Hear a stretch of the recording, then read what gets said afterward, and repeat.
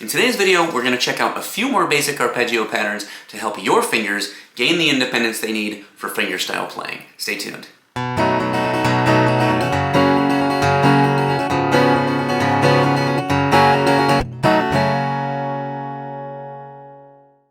Okay, so the first arpeggio we're going to be working on today involves the C chord.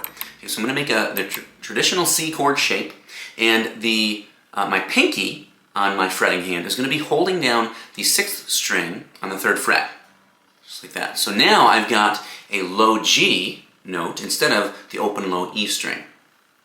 Okay, my plucking hand is going to be plucking the pattern 5, 3, 2, 1. So the thumb is going to be on the 5th string, and then the pointer fingers on the 3rd string, middle fingers on the 2nd string, ring fingers on the 1st string. Okay, so I'm going to start with 5, 3, 2, 1 like this. And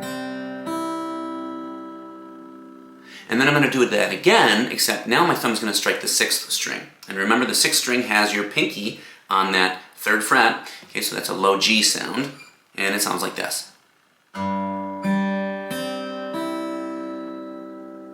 And what we're going to do is play each of those arpeggios over and over again with no amount of time between each arpeggio. So I'm going to alternate between the 5th string and the 6th string, back to the 5th string, back to the 6th string with my thumb, and my pointer, middle, and ring finger are playing the same bottom 3 strings.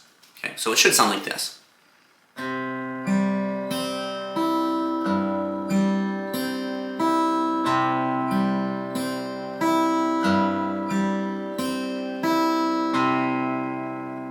Now, if you're having a problem reaching that 6th string with your pinky, you may be able to hold both the 5th string and the 6th string down with your ring finger like that. Now, all you need to do, 5 minutes every time you sit down to play your guitar, 5 minutes on arpeggios, either the arpeggios you see in this video, or maybe you've looked some others up on the internet, or maybe you've seen the previous video I posted on basic arpeggio patterns. Just pick a few and practice those 1.5 minutes a piece, okay? Because the goal is not to just say, okay, one and done, I've practiced that arpeggio and I'm done with it, I mastered it.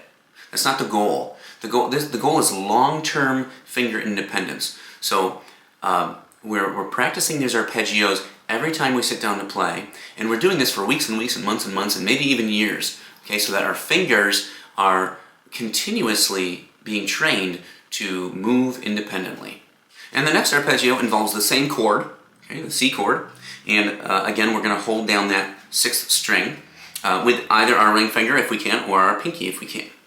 Okay, and the pattern now with our plucking hand is going to be 5, 4, 3, 2. So my thumb is going to strike the 5th string, and then my 1st finger strikes the 4th, middle strikes the 3rd, ring strikes the 2nd.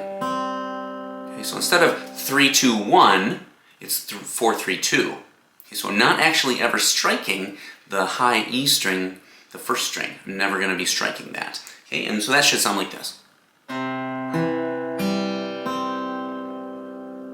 And then, of course, I alternate to the 6th string with my thumb, and then 4, 3, 2, which sounds like this.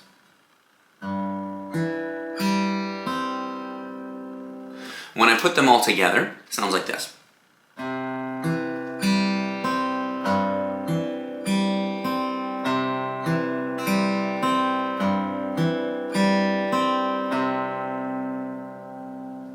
Now, the interesting thing about the thumb moving back and forth from bass string to bass string is that it's helping the music to feel like it's moving somewhere, right? We wouldn't want just a piece of music to kind of feel stagnant like this.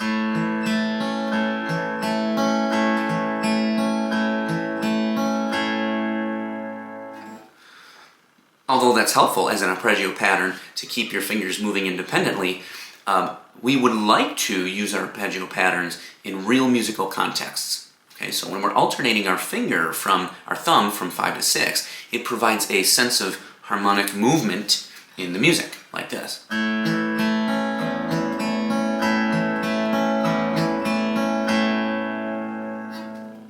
you can begin to see how that sounds more like a real song, especially if you add something like sort of like an egg roll, sort of a rhythm pattern like this.